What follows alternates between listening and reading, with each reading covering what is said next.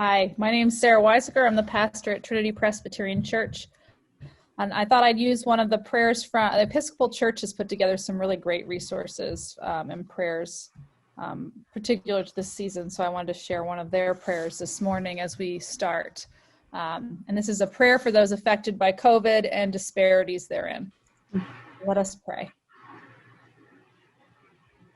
God of all comfort, we pray for those who have been, who are, and who will be affected by all that encompasses COVID-19. The physical, mental, spiritual, emotional, and financial burdens are great. And we know that not everyone is affected equally or justly.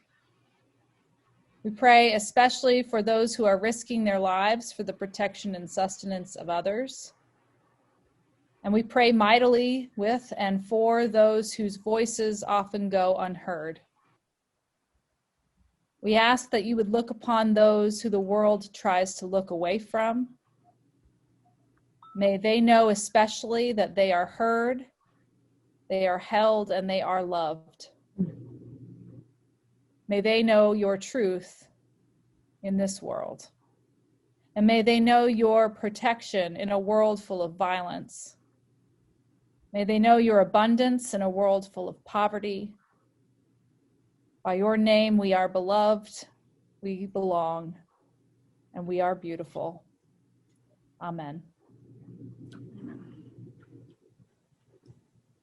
So Linda, would you like to introduce yourself and start off? Yes. First, I want to thank you, Gina and Barb and your ministry and Pastor Sarah for inviting us to participate. Gina and your committee, you're always very intuitive about knowing what your community needs at what time. And you're spot on with having the topic of this presentation right now so that we can prepare for the shortening days, the holidays, which can be very tough for people. And we're entering our 10th month of a pandemic. So we thank you for allowing us to give this presentation. A couple months ago, I was listening to a podcast, and it was actually recorded in January, and it was Brene Brown, who I'm sure a lot of you know. So I just wanted to start with something she said. She said, "What differentiates us as a social species is the need to be seen, known, and loved, and the need to see, know, and love others." And it gave me pause because she very succinctly captured, what is so difficult right now. And this is, again, before the pandemic. But just that we're being denied, as human beings, we're being denied this social need that we require, as social beings. And it might sound sobering, and I promise we're going to be very optimistic and practical and personal in our discussion today. But knowing what we're dealing with, that this is a very unnatural situation, just helps for us to frame what we're going to talk about. I was going to ask everybody to set their computer on gallery mode, and so mine's on gallery mode. I don't know if everybody else is. But just to be able to see everybody's faces and names, so even if you don't have your face on, this is a very social moment. So, we're not in physical relationship with each other, but it's something like this that literally releases oxytocin in us, which is a bonding and connecting hormone. And if you compare this with our screens that we're usually watching, CNN or Fox News or anything on TV, right? We're always releasing cortisol. I mean, it's a very stressful time, and we may not realize it, that our bodies are literally reacting to what we're seeing on screen. So I just, even though we're not in personal contact, we are together in space and time. And I just wanted to be able to, it's very much a positive intervention. In positive psychology, we talk about positive interventions. So even if we didn't present anything else, which we will, I promise, in the next hour, in and of itself, this being together and seeing our names and our faces has already stimulated us to connect. And that's what we're going to talk about today. So I said, we'll be very practical and very personal. We have some personal sharing also, and hopefully real practical strategies to help us get through the next couple months. So that being said, so Andrew, can you pull up the first slide? Andrew is our guru. Kenneth, he's not as good as you, but he's our tech person. Thank you. And so we have today Andrew, which you've all probably met. Andrew's a student at Immaculata, studying and doing his practicum here at Daemion, as is Deb. You saw Deb also. She's also doing her practicum at Daemion, and she goes to Divine Mercy University. I'm Linda Scavone. I'm one of the counselors here at Daemion. And I think today on our Zoom, we also have Fran and Ruth are also our counselors, and Marty's here. Marty is our president. Our plan today is that each of the three of us, Andrew, Deb, and I, are going to present segments that we think are very appropriate to people at this time. I'm going to talk basically about countering and coping with anxiety and depression in this time. Deb will talk about many of the family issues that are happening. Pastor Sarah was talking about her kids. We have a speaker, Annie, also. Well, I won't say speaker. We have someone who's going to share, Annie, about some of the challenges of families during this time. And then Andrew's going to talk about some of the challenges of addiction and being in recovery during this time. And a little bit about the impact on families. So we also, I don't know if everybody can see a chat box. If you want to, yeah, there is a chat box at the bottom. If you have questions, feel free to put them in the chat box. One of us will be monitoring it. We can, in between each of our segments, we maybe can answer questions, if that's okay. And then at the end, we'll do some question and answer. And then Barb, we'll talk a little bit about some plans that Trinity has. And so we've all also been attending many webinars and Zoom presentations about the COVID pandemic. And, how is this one going to be different? And we thought a lot about that. What can we offer that is different than some of the other ones that are out there? And again, we want to be very optimistic, hopeful, practical, so that you can come away from here with some real thoughts and tools to help you, and even ideas to help explore how you as individuals can get through this next time.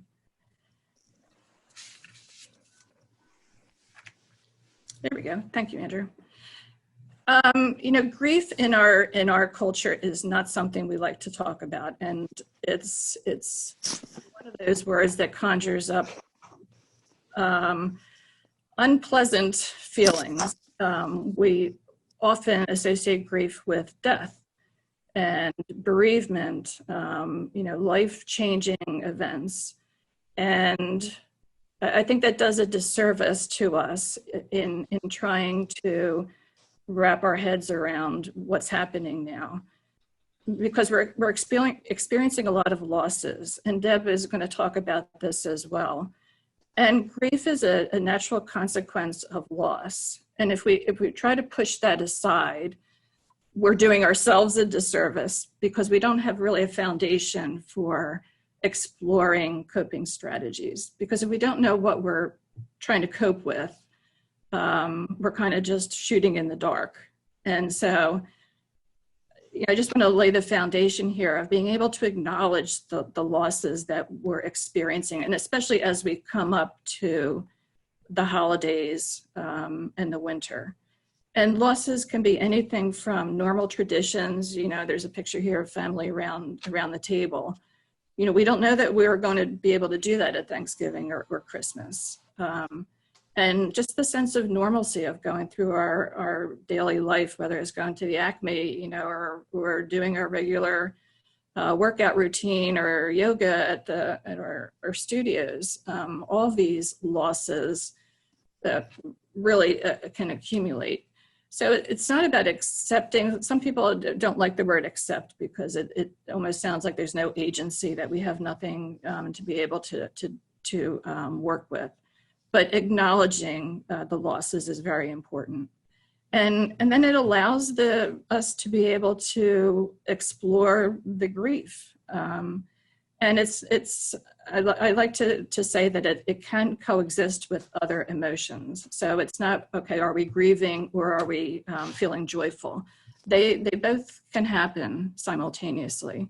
But if we don't have that foundation of acknowledging the emotions we're feeling, even the so-called negative emotions, sadness, loneliness, if they're, and the next slide, I'm sorry, Andrew. There's some people go through emotional bypassing.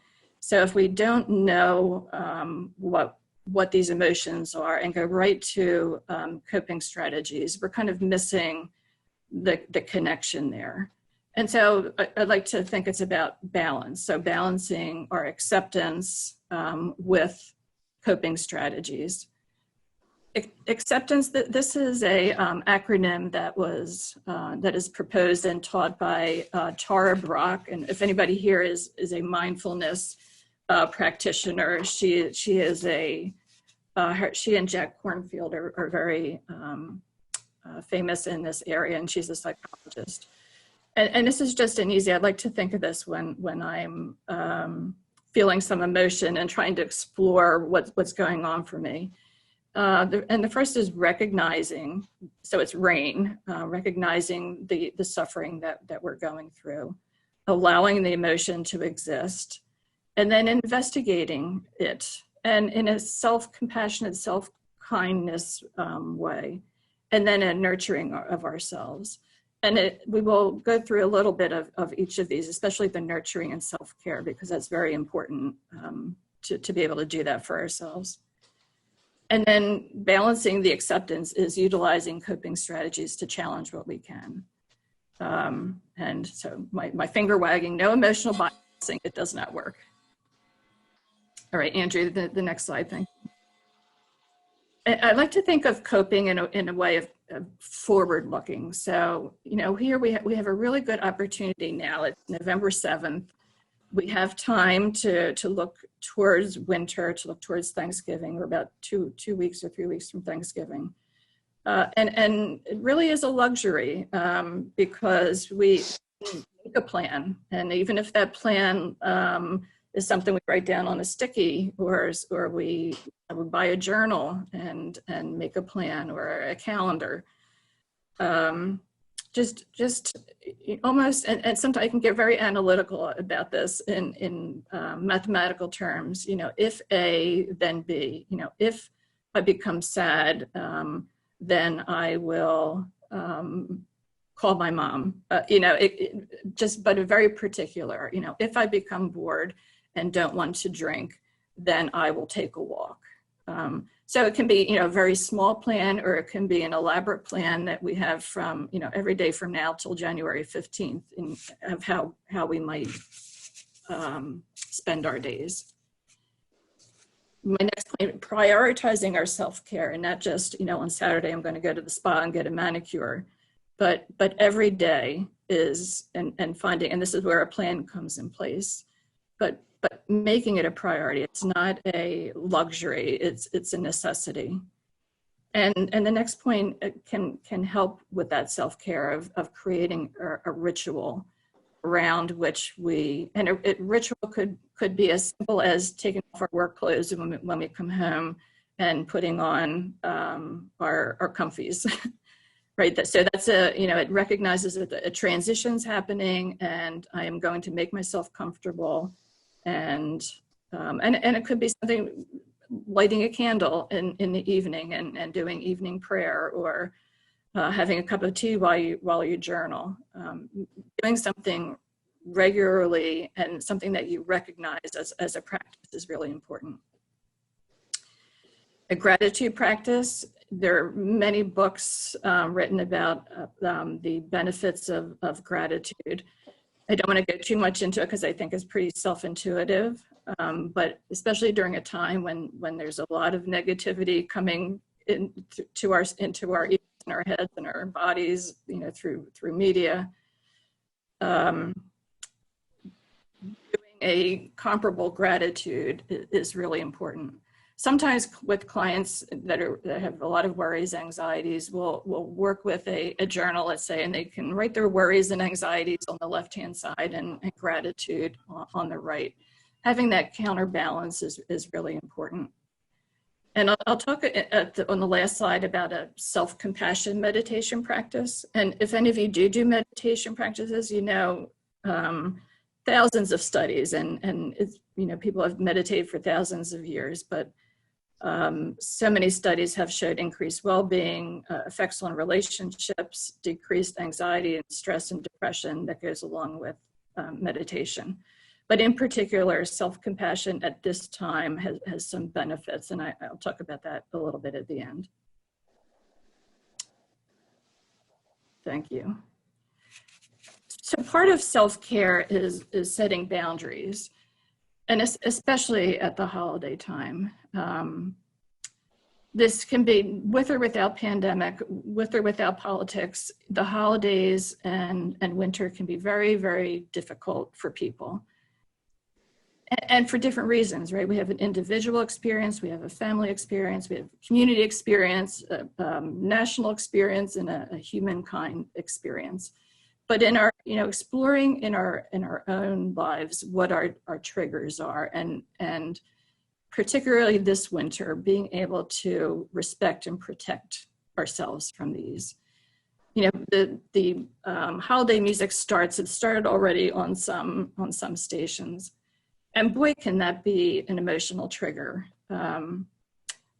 Anything from talking about family, or I'll be home for Christmas, and these things may not be true this year. So changing our routines about putting the radio on or putting those CDs in. I guess I'm dating myself. What is it, Spotify or whatever? But if you struggle with the memories and emotions from that, don't put it on. Oh. Social media, you're right. Everybody's looking at how people are spending the holidays, nice pictures of kids and families. If you find that triggers you, don't look at it. Holiday cards and letters, right? I have some people that in my own life, I will not open what I know is going to be a sappy, sweet Christmas letter if I'm not in that kind of frame of mind.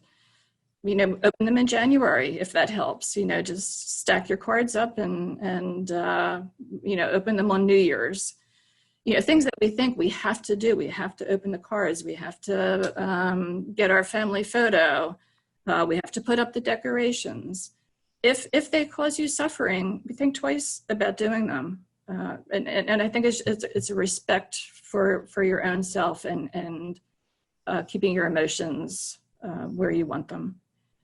Mindful alcohol consumption, right? I'm not saying no drinking, but why am I having the glass of wine?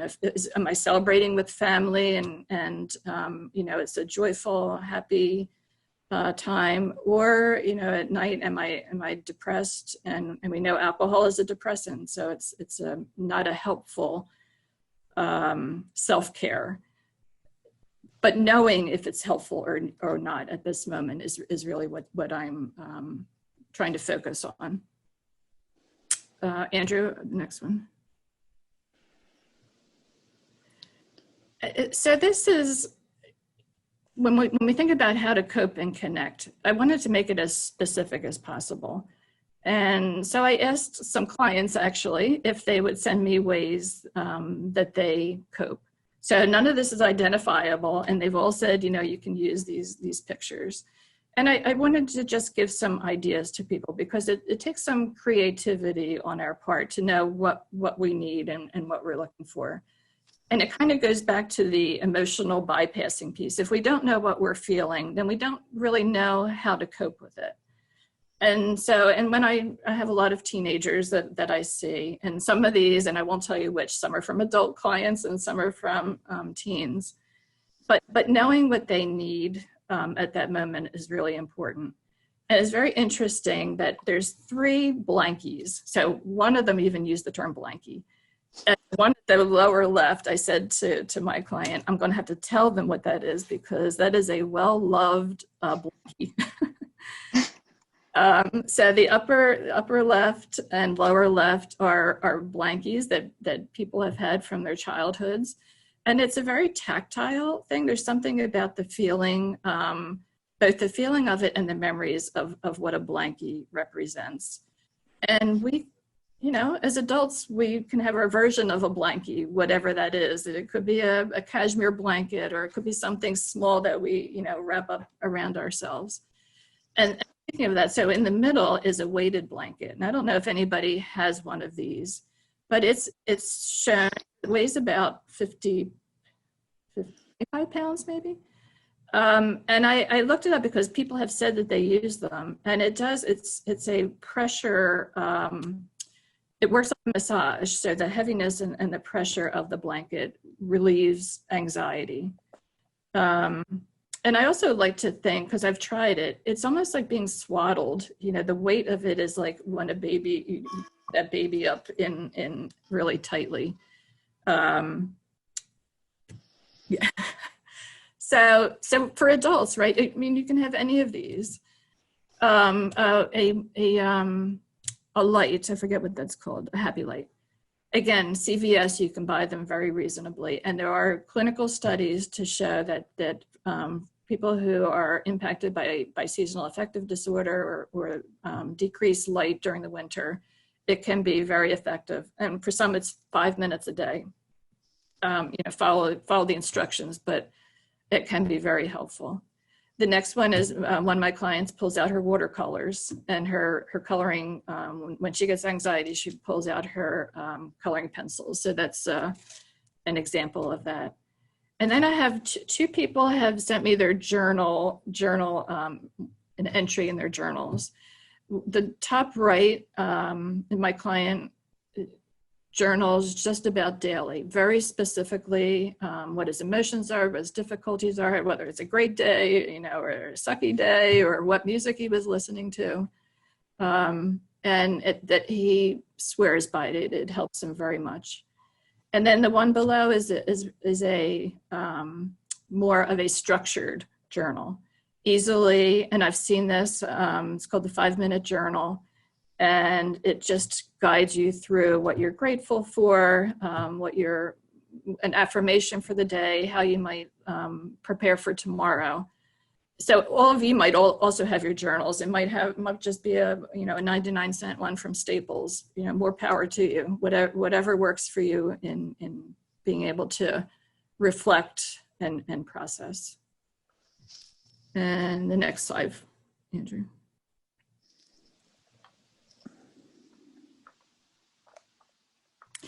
And these are ways of connecting. The left is a prayer garden.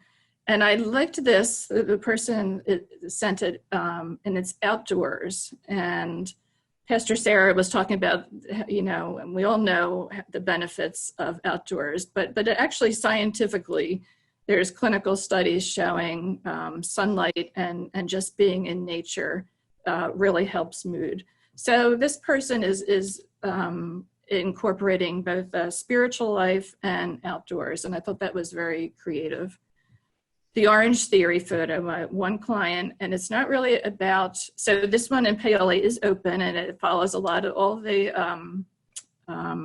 cleanliness rituals, but it's more about they have competitive programs with other people, and that's what she gets the most out of, not just working out, which also is a powerful antidepressant, but being in, just in visual contact with other people or having this little competition. She really enjoys that. It's her way of connecting. The bottom one is someone who apparently is at the shore, social distancing, maybe not their feet, but probably their faces are social distanced. But that was her way of connecting with people at the beach. And then right is actually a photo that I put in because I have a parent support group that we meet every Thursday night. We started meeting, over a year ago, and then the pandemic, what do we do? So at this night, we have maybe usually around 14 to 20 people. And this was this past Thursday night. We only had 3, myself, but I took a picture of it because it's my way of connecting. We didn't think it would work with Zoom, it's not the same. And Andrew will talk about this too, about in the recovery community. But it is very connecting, and people show up when they want to. This past Thursday night, just 3 of us showed up. But just knowing that people, and the couple up in the upper left are the ones who run it. And if nobody shows up, they just log off. But they're there, and we're there for each other each and every week. And so, if you think that, oh no, a Zoom meeting is never going to work for me, think twice about it, because and it might take a little bit of time to get into the groove. And I think one last slide, and I know I'm running over it, and I want to give everybody else time to talk. And so I might just skip over this, except to tell you, just to highlight the self-compassion meditation practice. You can go online and look up self-compassion break. Kristen Neff is a psychologist, and I heard her talk about 2 weeks ago, and she said since her book came out, which was 2008 or something, on self-compassion, there's been 1,300 studies showing the benefits of this practice. She has a workbook there. You can go on to selfcompassion.org. And I guess the most important part of it is this feeling of common humanity that we're suffering with. So we might think of suffering in negative terms, but compassion itself means to suffer with. So there's a part of the meditation practice that asks you to call up this common suffering, this human connection. And that can be the most powerful part of this practice. And I think that's it. So I want to give Gina a chance to maybe, if you want to talk about your experience, Gina, in whatever way you want to.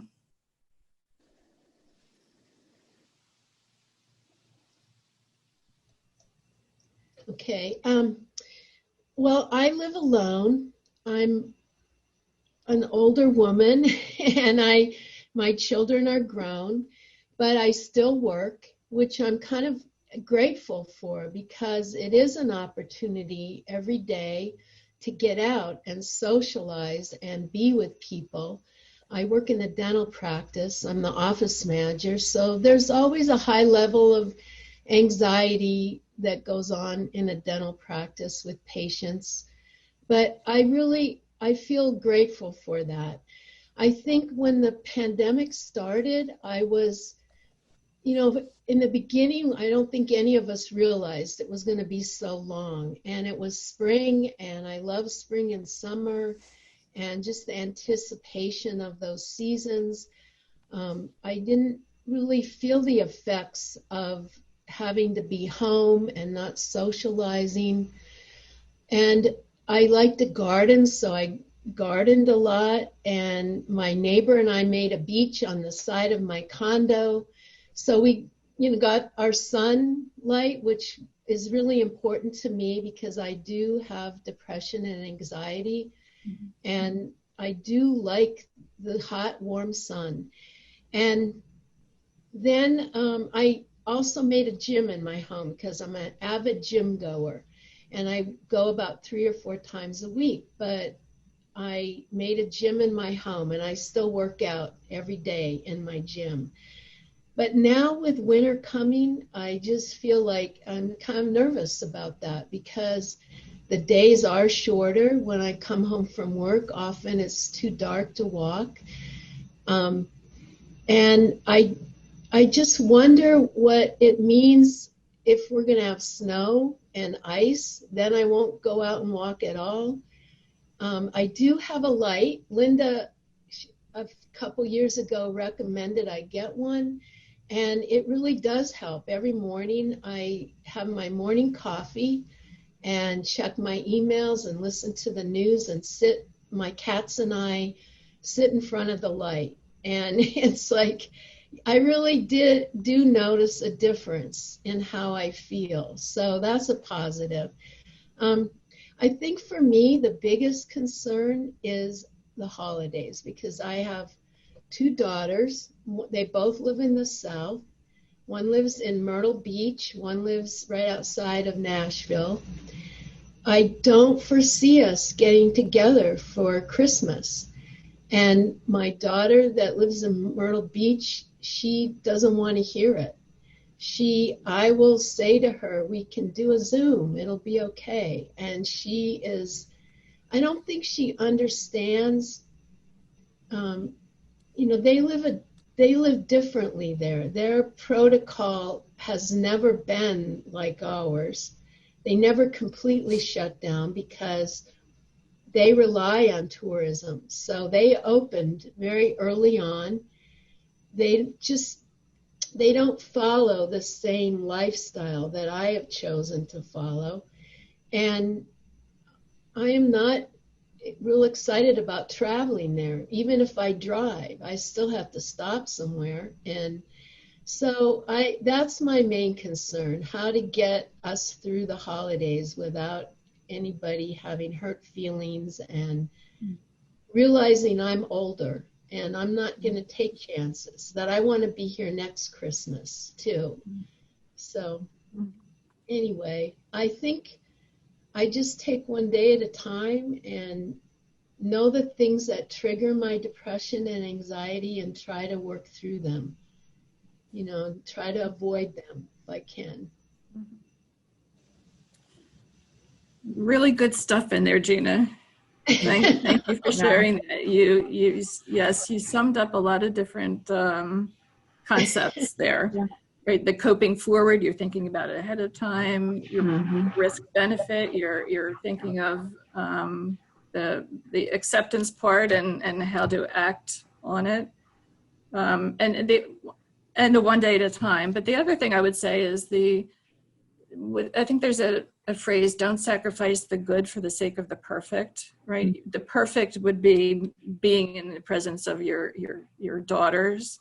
Yes. But the good enough might look different this year. And that might be something that if you talk to your daughters about, they might get that concept. Thank you. Yes, thank you. So I think I'm going to introduce Deb, right? Deb, I introduced you, name and where you're, what university you're in, that you're at Daemion. But now Deb will start her segment on family stressors. Thank you, Linda, and thank you, Gina, for sharing. Deb,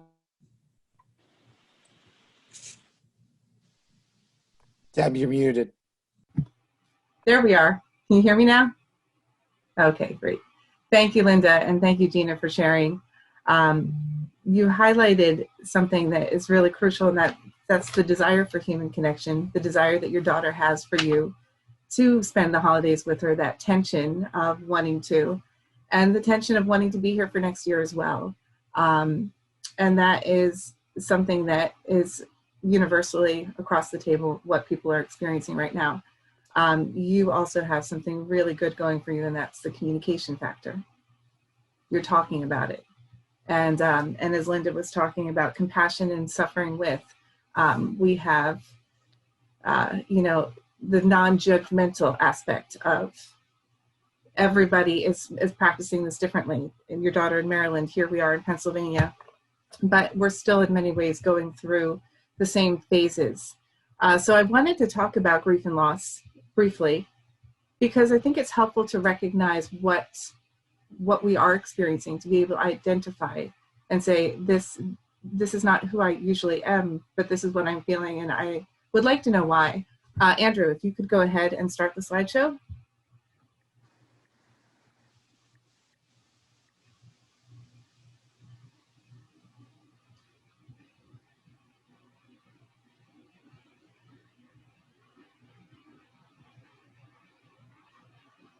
And here we are. Yes, thank you. Sorry about that. Yeah, I wondered if we were going to have to do that every time we stopped it, kind of fast forward through what we've already gone through. I don't think so. I think I figured it out. I just clicked the wrong button. So I apologize for that. Not a problem. Not a problem. Some of what I say today is going to build on what Linda shared,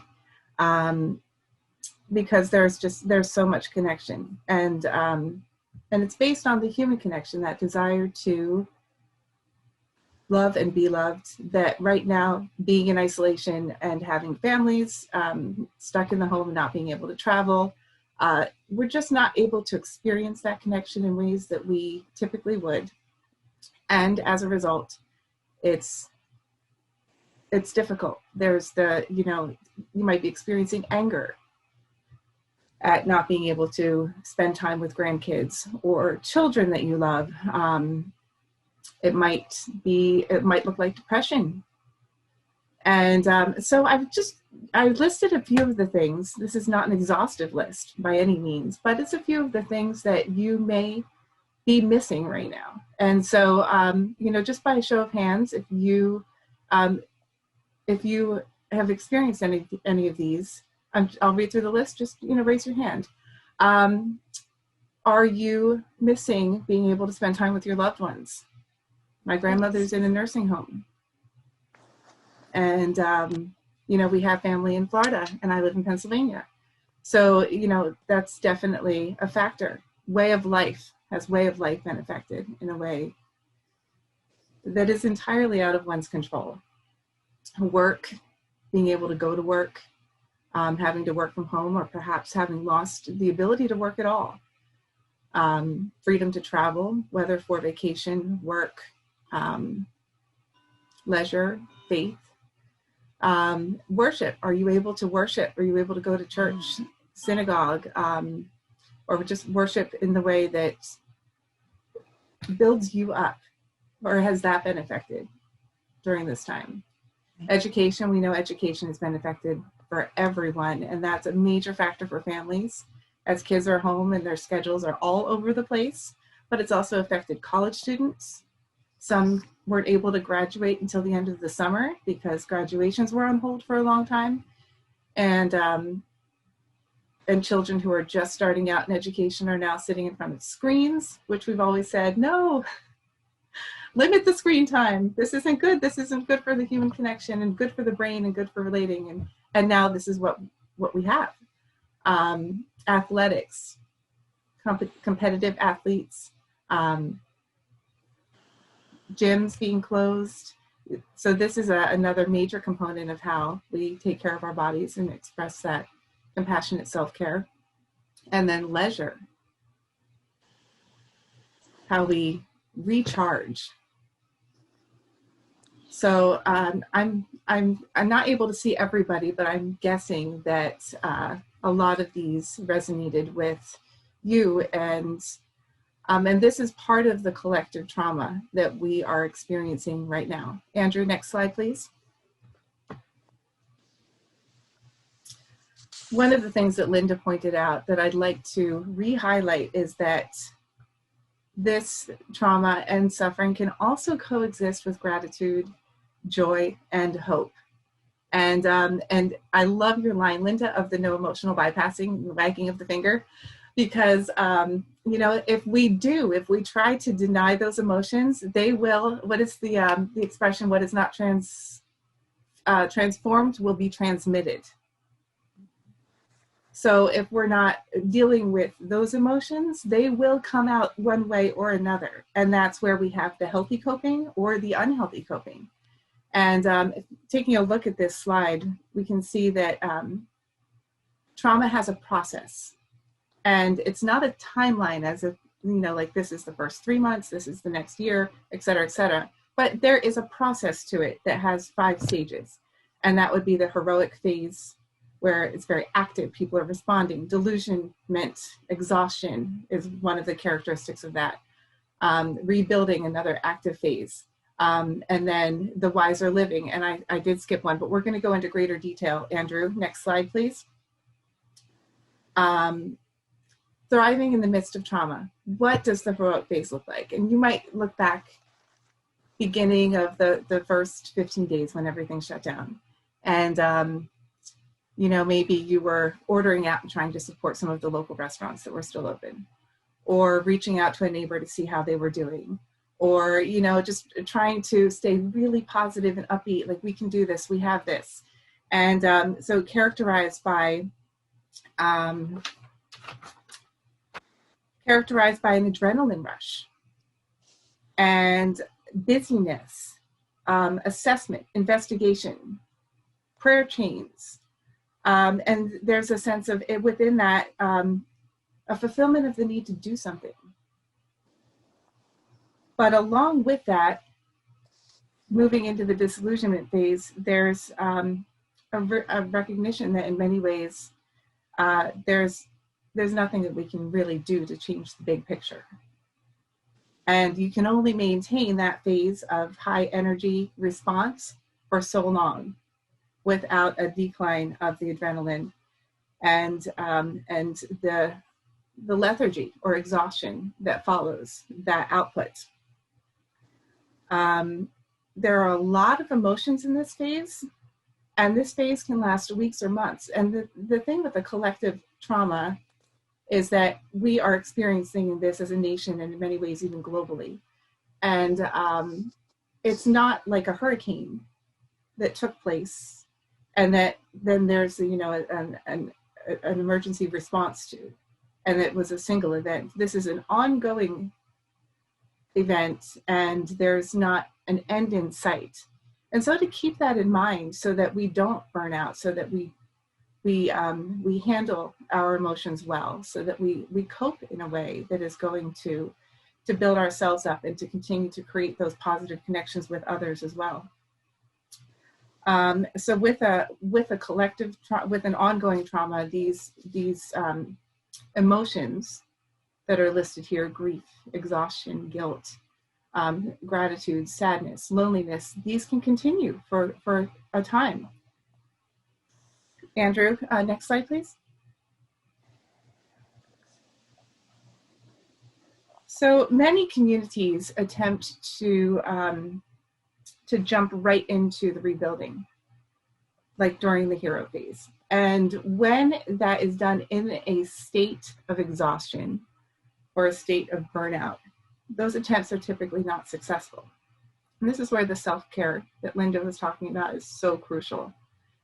Practicing those self-care steps, you know, on a daily basis. How do you practice self-care with issues of taking care of yourself physically, mentally, emotionally, relationally? With, you know, if you're living by yourself, how are you connecting with others? If you're living with your family, you could be in the same house with them and not really connect with them if it's not intentional.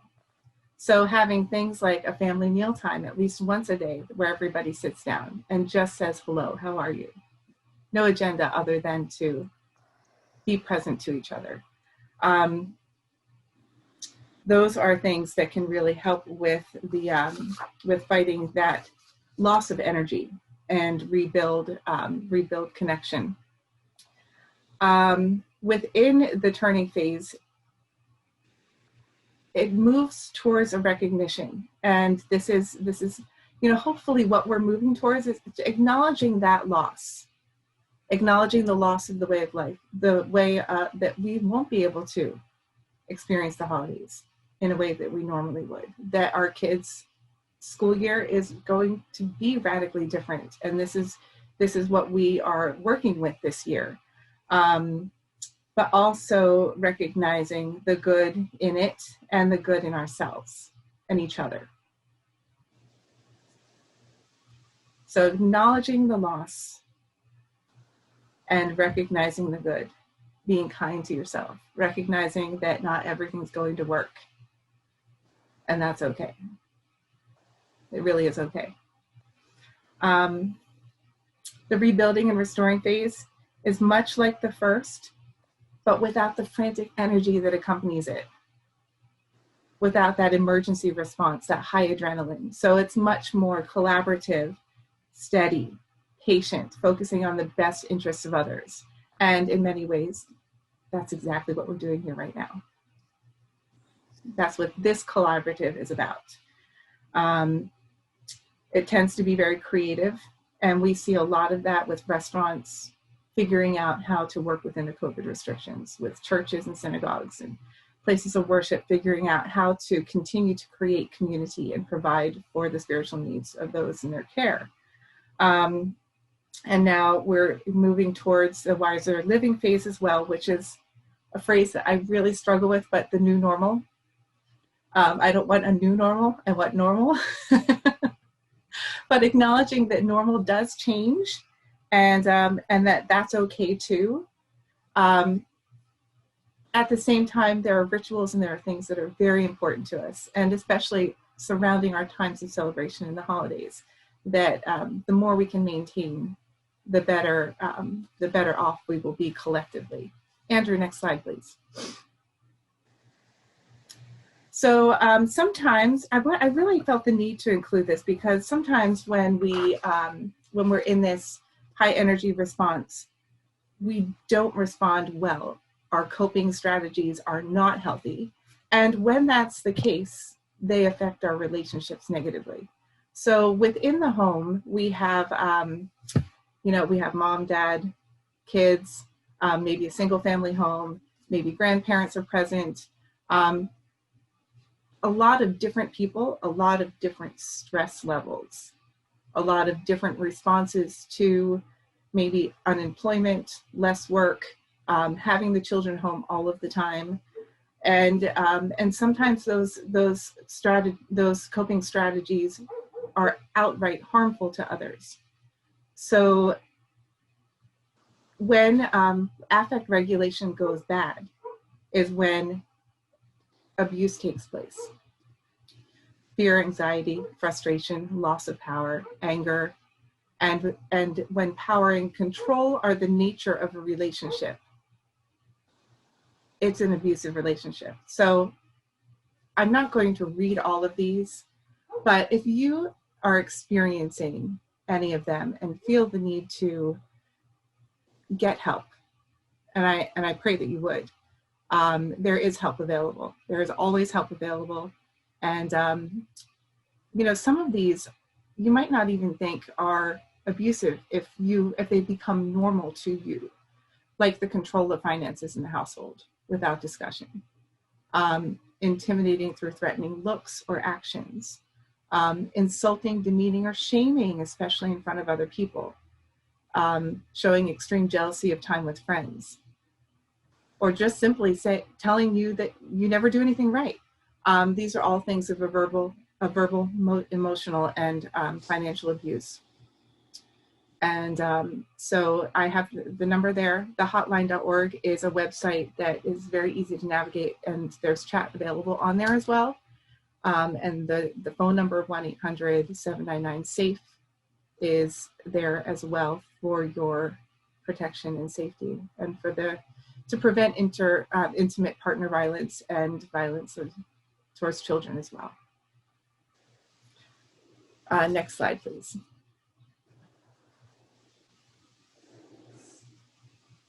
So Linda had a table full of people in her slide, and I saw that and my heart just went, yes, that's what we need. And so, I came across this picture, and it to me embodied the desire for the ability to celebrate, and the anticipation of that. And how we do that this year is going to be different. And there's just a lot of generosity and kindness that we need to have towards ourselves and towards our family members as we communicate how we are going to celebrate those rituals, and how we're going to be able to continue to connect meaningfully, even if it doesn't look the same as it usually does. So one of the things that I would encourage everybody, and including myself, is to assume the best of others. So while your younger children may be out and about and not understand your caution, to assume the best of them and to communicate as best as you can in a compassionate, gentle way, to listen to them and to ask them to listen to you too. Acknowledge the struggles. And just it's a struggle to want to get together with loved ones and not to be able to. And observe the rituals the best you can, whether that is, like Gina was saying, through Zoom or through, I know some families, they have an outdoor area. If the weather's beautiful, they'll have everybody sit outside, or they'll have some people sit inside who are higher risk and everybody else sits outside. So there are creative ways to go about it. We just have to look at it differently than we normally would. Churches around the area, synagogues, places of worship are, a lot of them are live streaming. They're doing things, some are meeting outside. So there are different ways that your parish or your church might be dealing with preparing, especially for Christmas Eve and celebrating the holidays. So check in with your place of worship, see what they have available. A lot of programs are still ongoing, like Cope and Connect, the ministry with Trinity. And so see what's there and how you can be a part of that. And continue to share love, share gratitude, and share your ideas. As we practice self-compassion, it becomes the way we live. And the anxiety, the depression, the worry become lesser pathways. And the good becomes the stronger pathway. So celebrating the rituals will continue to reinforce those pathways that we want to continue to grow in. And I believe that is my last slide. Thank you, Andrew. And thank you, Linda and Trinity. I'd like to introduce Annie. Annie is from my church. She lives in the TE school district and is a mom of 3 kids. So she's going to share some of the challenges of family life in this COVID time. Thanks, Deb. Thanks so much for sharing and for inviting me to this. I really am enjoying the presentation. So I am a mom with 3 kids. My kids are 9, 6, and 4. And I was really looking forward to this coming year, finally having all of my kids in school 5 days a week. I'm very introverted, so having time to myself is really important. And all of a sudden in March, everything shut down, and suddenly I am around my family 24/7. And for me, just like the sensory overload. My 2 oldest boys, they just are constantly wrestling very loud, and there's so much noise. And I'm realizing that it's triggering so many things in me where I'm recognizing, okay, like, what is this? What's going on? What is this trigger that I'm feeling? And so I think also just being at home with virtual school, I struggled in school. I was bullied. I had a really bad experience. And so even that is almost triggering to me, being back in this school environment and trying to guide my kids through their lessons when they're on totally opposite schedules of one another. So I'm running from one room to the other. And I feel like my tendency is to just want to draw into myself.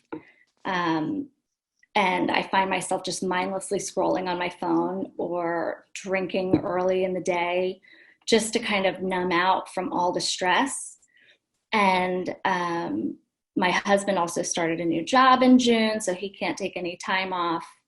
And so it's just been a really overwhelming time. But you know, I'm trying to take time for self-care, but at the same time, I'm like, I can't, I'm never by myself. I have no time to take time for self-care. And,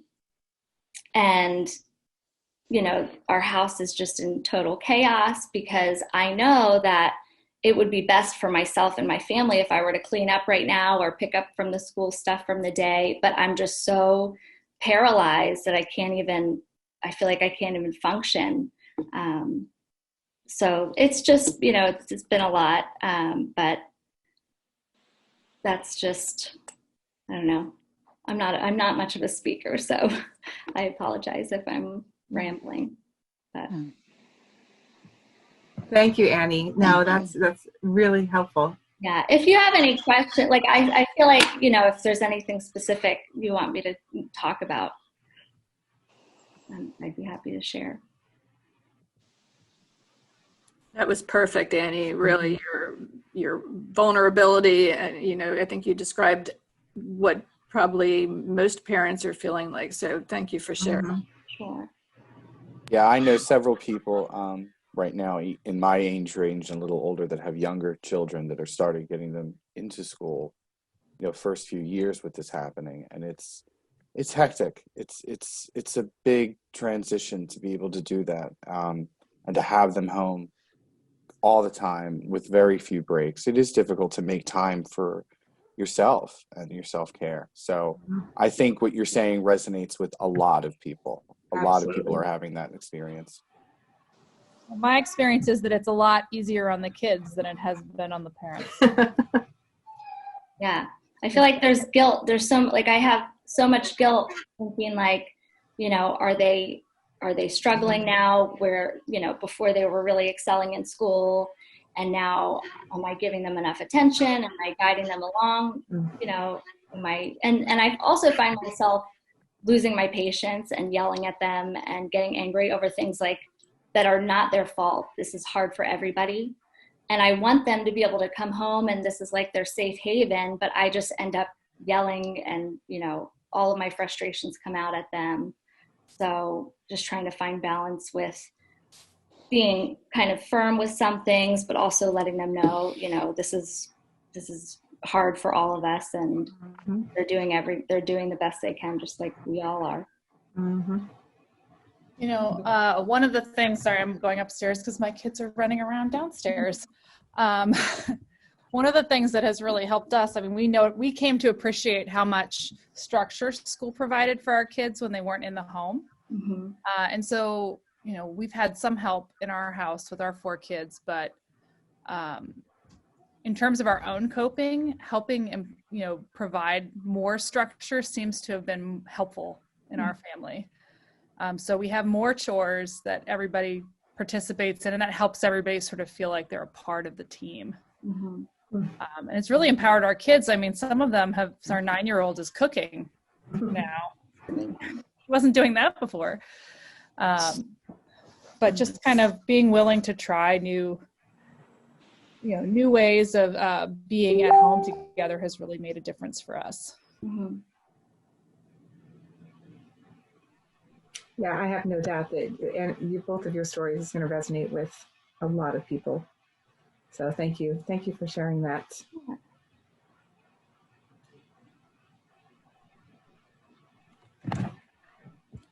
And Andrew, we'll come up to you now on your talk about addiction and recovery during this time. Yeah, I won't stay too long, but I wanted to sort of share. I really am appreciative to both Linda and Deb for starting off all this, because they said so many things that I want to build off of. This idea of togetherness, and that, we're going through a sort of collective trauma is a really important piece. And I'm thankful that was brought up. And then again, a lot about the themes of family and the themes of, having to adapt to this idea of, a new normal. Is this normal? It's not really normal, is it? It's our new reality, and we're trying to make it into normalcy. And that's a difficult thing to do. And so everything that we had before is sort of been heightened in a way, or impacted in a way. So now I have to share my screen for myself. So I forgot that I had to do it for myself. So share. All right. Okay. So the pandemic has increased the stress and anxiety margin for, I think, all of us, because maybe the things that we had used before as coping mechanisms, or things that we could deal with normally throughout our day, that wouldn't have impacted us that much, now are, and they're picking at us a little bit more than they normally would, and we're not being able to cope in the ways that we normally would. And of course, there's new stressors that are being added on top of us because of COVID. I mean, we're worried about things that we haven't necessarily worried about. And then, of course, watching the media and the news, that doesn't help either all the time. So, and if you're stuck at home and you're consuming a lot of that, it's just a cumulative issue. And because of that, one of the things that we're noticing is that a lot of people are turning to substances, things like alcohol, as a way to cope, out of boredom, out of stress. It might have been fairly normal for you to come home after a particularly stressful day and have a glass of wine. But now you're stuck at home 24/7, maybe, or you're not working, you're working at home. And so the alcohol is more available to you.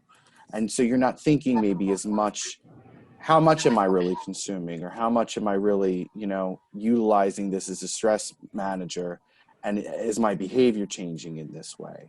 And I just wanted to bring up, the point that alcohol sales and consumption have risen since the pandemic, and even opioid-related health issues have risen. And I think the last count that I saw was something around 40 states said that it's increased in the United States. The 40 states are reporting an increase in opioid-related health concerns. So even though so many things are cut off from us, it seems that the opioid crisis is surviving, which is really unfortunate. But it's something that, if you do have an issue with substances, it's one thing that you're going to try to find. And so that, what do you want to say, market is still thriving in a way. So looking at how our behavior is changing is important when it comes to substances. If we do notice that maybe before we had a glass of wine after a hard day, but now we're having a glass of wine more than usual, maybe every other day or every day, that would, be something that you should monitor. Or taking medications, if you're on a medication, to take those medications as prescribed, and not be utilizing them for anything that they're not supposed to be.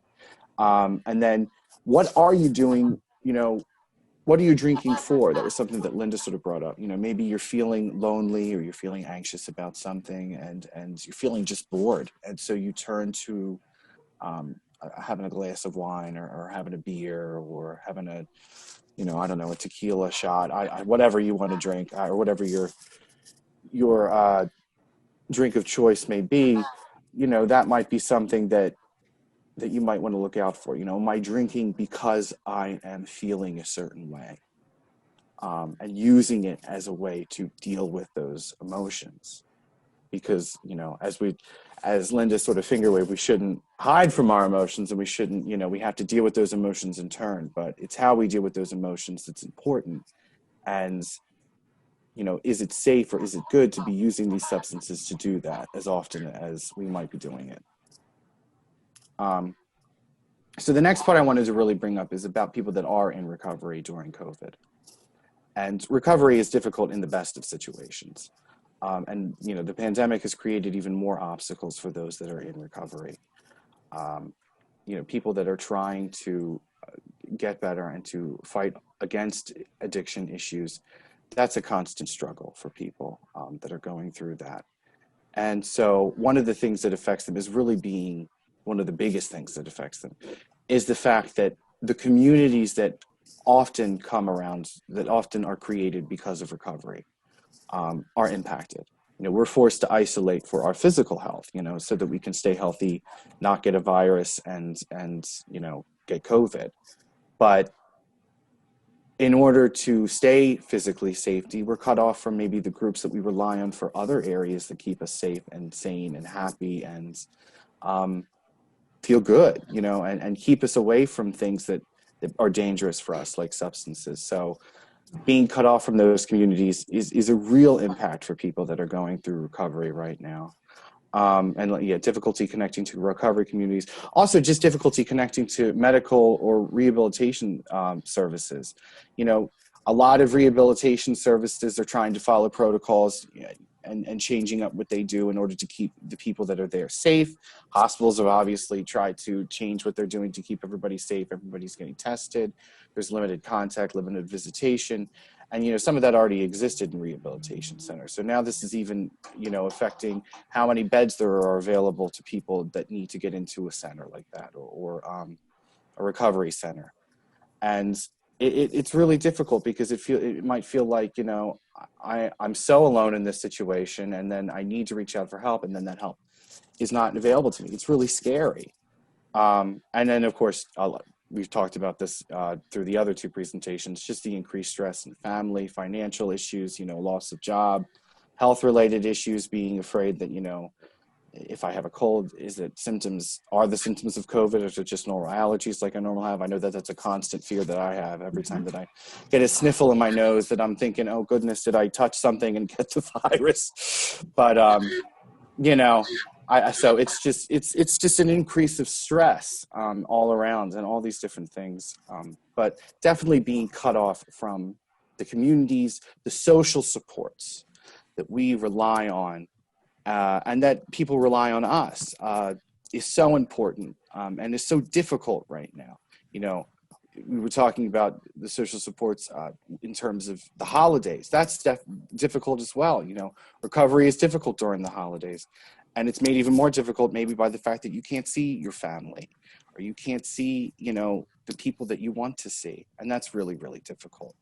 And I don't want to leave it all on a depressing note. There is, of course, hope, and there is things that you can maybe do to manage, you know, trying to adapt to this new normal, even with someone in recovery. You know, the thing that everyone has brought up today is that we're all going through this together. You know, we might all be separated by distance, but collectively, you know, internationally, we're all going through this together. And so all of us have a story. All of us have a struggle. All of us have something that, you know, in a way connects us. You know, compassion, I think you said, was struggling together. And that's such a great way to put it, because we are all struggling together with how the pandemic has affected us. And finding a way to connect over that, either in meetings like this, or support groups like Linda had, or worshiping services, whether it's through Zoom or through a socially distanced meeting, as long as you're staying safe, finding ways to connect is key. So, and that's so key, again, to go back to people in recovery. Isolation can be dangerous for people in recovery for multiple reasons. You know, the threat of relapse is always there. And, you know, I think one of the axioms of AA is that, you know, something along the lines of a drunk alone is you know, always needs friends. You need to have people that you can reach out to for that support. And so reaching out to people, friends, family, others in recovery, you know, others in recovery is an important point, so that there are people there that, you know, understand what you're going through. Sponsors, if you have a sponsor, or if you need to get a sponsor, finding a way that you can do that. And then joining supportive communities, either in person, if it's safe, or virtually, if that's possible. There are groups that meet virtually for all sorts of different things, and I'll talk a little bit about some of the resources that I have about joining virtual groups. And then even if you aren't in recovery yourself, you know, you can check in with those that are in recovery, and, you know, reach out to them and see how they're doing. But also, if you know someone or have a loved one that's in recovery, finding support for yourself is important, because that can be such a trial and such a difficulty, you know, and again, thinking about the holidays and things like that. So having your own support network, your own social supports, connecting with others that have loved ones that may not, or that have issues with substances, or that are in recovery, is really important. And then again, going back to all those wonderful ways that Linda and Deb talked about practicing self-care. You know, they talked about the weighted blankets and all these things. I know in my family, my mom is taken to cooking. So I live with my parents, my roommates, as I call them. And you know, my mom is taken to cooking, and not necessarily cooking, you know, dinners, or just cooking for herself, cooking for fun, trying new recipes. That's been her go-to. And, you know, and of course, the result of that has been that my go-to has been eating, which isn't probably that great. So that might be something that I have to monitor, because, you know, she's making all these lovely baked goods and things. And so I have to monitor how much I'm eating for my self-care. But that's definitely something that's resonated with my mom. And I know that a lot of people enjoy cooking. My dad's been working on the house and painting and doing things like that, but both of my parents, there is alcohol in our house. And I try to notice how much, if I have a glass of wine after a tough day of class, or if my parents are having something like that, I'm checking in with them. How are you guys doing? You doing okay? And things like that. So I think that that's really important, and a way that if you are together, you can support one another. And even if you're not, you can phone call, you can Zoom, you can text, whatever your preferred method is. It's always good to hear that support and to hear that check-in, whether someone's in recovery or not, but definitely if someone is in recovery. So here are some of the resources that I wanted to provide, just some ideas in case you did want to turn somewhere. So definitely in person when it's safe, AA, NA, Al-Anon. You can go on their websites. There are apps on your phone that you can put in your location, and it'll give you like a local meeting. And I think the apps are now saying like whether or not, like what the protocols are for those meetings. So like what the social distance protocol is, if it only has a certain number of people available. So there are limitations to certain meetings, but there are meetings happening as of right now in person, and they do have protocols in place to keep safe. Things might change, but as of right now, those meetings are happening. And then another way that you can connect is virtually. There are lots of virtual supportive and recovery communities. One of the big ones that I know of is intherooms.com. And intherooms.com is every day it has a number of meetings available for a number of issues related to substances or addiction, even behavioral addiction. So things like overeating, things like shopping, that's another thing, going online and spending time looking through Amazon and seeing, well, what can I buy that'll make me feel better? That's another thing that might be coming up for all of us that we might want to be monitoring. But all of these supportive communities exist out there. And In the Rooms is really great because it's an international community. And I think it's very interesting right now that COVID is an international crisis. I mean, it's a global issue. So we're all dealing with it. And you can hear perspectives either in meetings or in, forum shares that people do on In the Rooms about perspectives from all over the world. And I just think that that's a really interesting way to get connected with everybody over this, shared trauma that we're all going through. They have communities based elements with non-secular elements. So there's a lot of options when you go to that site. So I encourage anyone that is looking for something to connect to, that might be nervous about going to someplace in person, to check that out. Even if you're not going to go to a meeting, there's still a lot of other great resources, articles.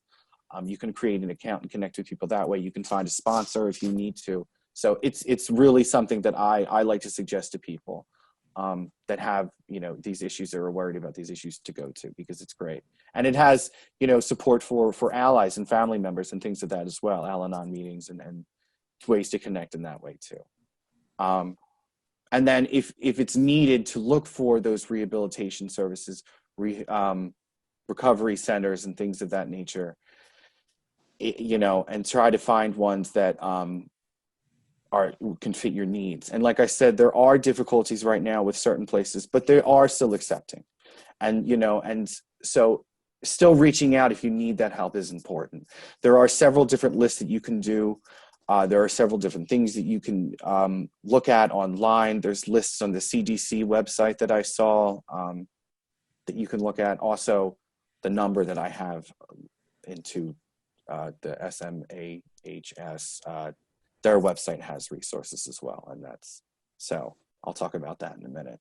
And then local community programs. I've heard of community programs where people come in and take bottles out of your house, local community groups that meet, whether on Zoom or in person. Again, that can be another thing. Support groups.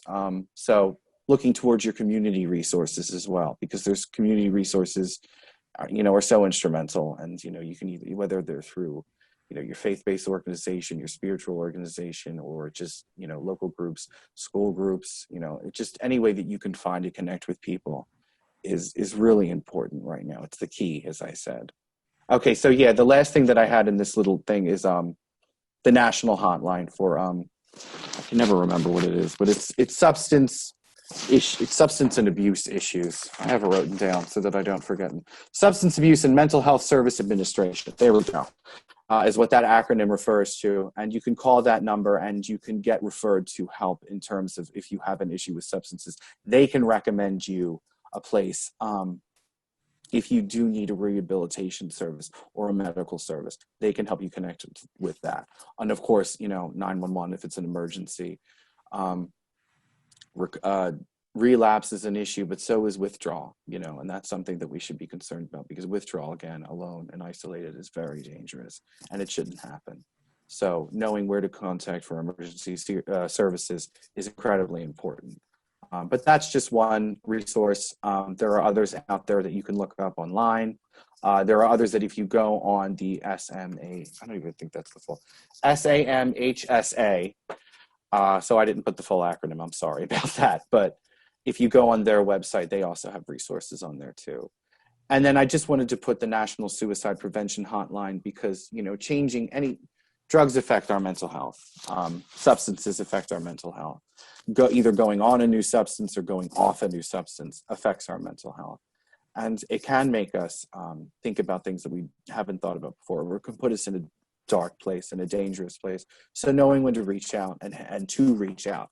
And I encourage anyone to reach out if they need to a hotline or to another person or to a professional is important, So finding support where you can is important. But that's really all that I had for me. I know that I wanted to turn it over to Linda so that she could discuss a little bit about, share a little bit in a personal way. And I appreciate the fact that she's going to do that. So I'm going to stop now. Thank you, Andrew. It was right, spot on. And I appreciate that you mentioned the impact of recovery, substance abuse on others. And I just wanted to reach out and, there might be people here also that are in a similar situation. My young adult son's been in recovery for longer than I want to think, but he's been, the best thing for his recovery is a therapeutic community, and he's been there for 18 months. So part of that time was during COVID, very, very, very difficult. We couldn't see him, because it's a closed community, we couldn't see him even on monthly visits. So it was very hard, but as the winter comes up, mostly of what I want to share, if anyone else is experiencing the same thing. Last Thanksgiving and Christmas were the first times that we didn't have our full family together. He wasn't allowed to come home. And this Christmas, for his own reasons, it might be the same thing. There's a lot of triggers around the holidays.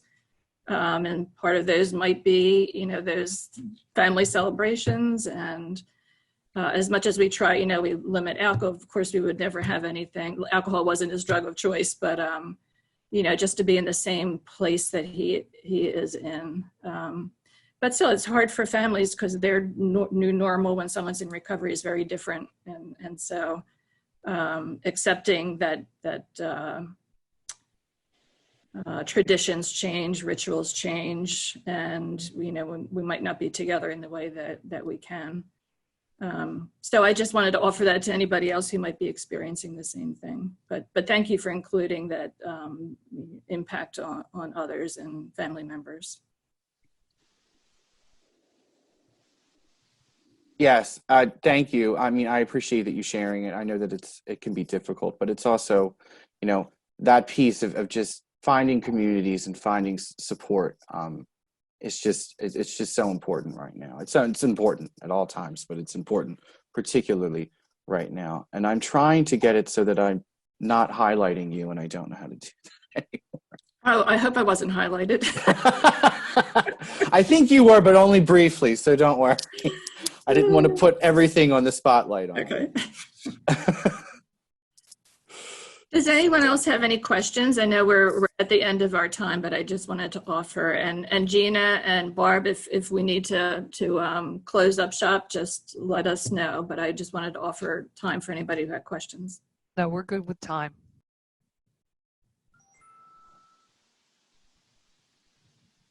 I just wanted to mention, Linda, one of the things that you brought up that I hadn't really thought too much about was the triggers and recognizing the triggers for other people. Like, I remember last year, my mom always loved Christmas, big deal. And over the last couple of years, and particularly last Christmas, just prior to her passing, she didn't want to do anything. She didn't want to put any decorations out.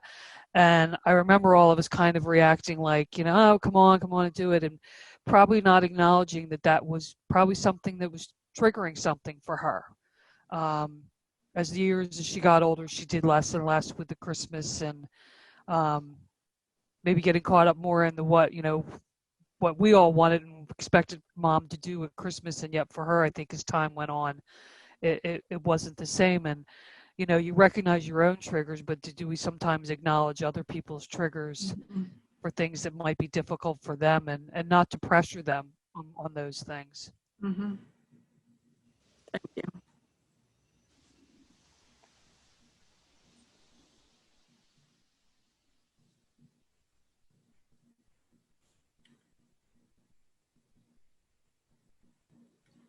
This is Marty McGee. Can you hear me? Yeah. I want to thank Trinity Presbyterian Church and Gina and Pastor Sarah for the opportunity to have this important discussion in the community.